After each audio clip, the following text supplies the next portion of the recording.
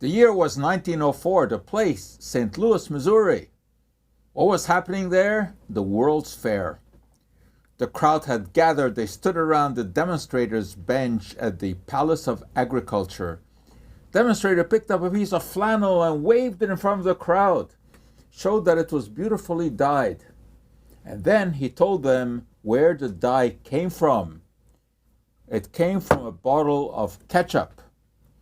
Well, no ordinary ketchup, because a bottle of proper ketchup couldn't be extracted to produce this dye. But one specific bottle could be. Why? Because it was actually not ketchup. It was ground up pumpkin that had been colored with an aniline dye, one of these coal tar dyes.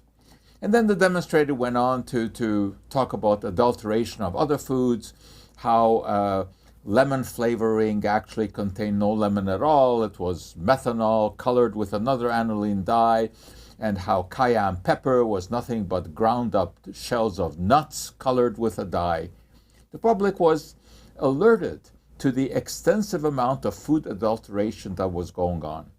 So without a doubt, when they left the Palace of Agriculture and they wandered through the fair, and they wandered down through the Pike, which was the main thoroughfare with all kinds of concessions, they cast a wary eye on the foods that were being marketed there, especially sausages. Well, there's an interesting story, because supposedly the hot dog was born at the 1904 St. Louis World's Fair. As the story goes, there was a sausage vendor who used to hand out white gloves to the customers so that they could hold their sausages without getting their hands greasy. But he ran out of the gloves. But luckily next to him was a waffle maker. So he had the idea of taking a waffle and wrapping it around a sausage, and thus was born the hot dog. A story fascinating, but probably apocryphal, because there is actually evidence of sausages being sold in all kinds of buns before the 1904 World's Fair. However, what is true is that probably the idea of putting mustard on the sausage did originate in the 1904 fair. There were other foods, actually, that probably had a better scientific connection than the hot dog in terms of being invented at the fair. One was the ice cream cone. Ice cream was sold at the time in little paper cups. And again, a vendor ran out of the little cups. Luckily, next to him was, guess what? A waffle maker. So he took a waffle, he rolled it up into a cone, plunked a piece of ice cream on top of it, and the ice cream cone was born. And this time, there probably is some legitimacy to that, because we have this classic photograph from the 1904 fair, and it really does appear to show a cone that kind of looks like a waffle.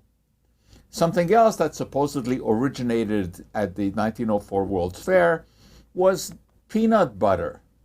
Well, again, this is a story that doesn't quite hold water, because it turns out that peanut butter was known long before.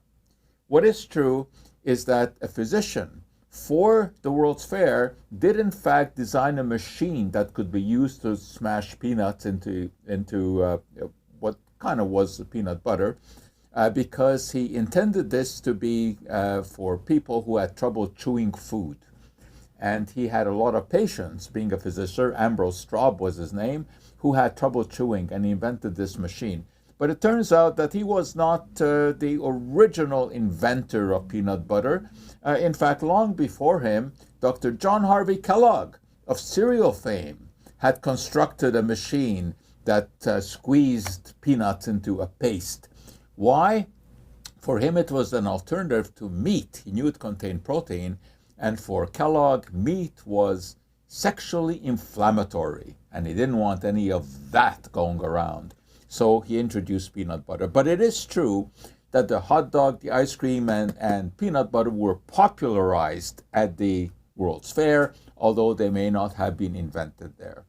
There were a lot of other innovations that were demonstrated at the fair as well, all kinds of machinery, electric machines, but there was really a downside to that fair too. as fabulous as it was in terms of bringing science to the people and alerting them to food adulteration, the fair itself was adulterated. How so? Believe it or not, it was segregated. All of the visitors were white. That is a real downside to the 1904 St. Louis World's Fair.